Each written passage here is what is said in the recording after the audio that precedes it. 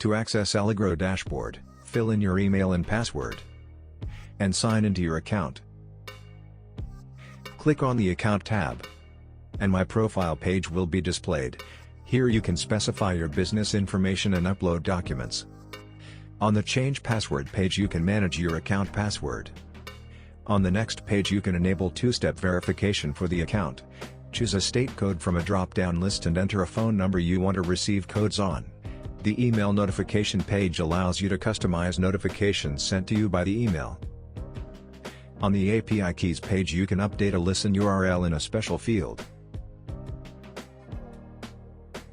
After that, don't forget to save changes. This page also contains private and public authentication keys. On the top of the Account tab, there is general payment-related information about transfer period, settlement delay, charge limit and transaction fee.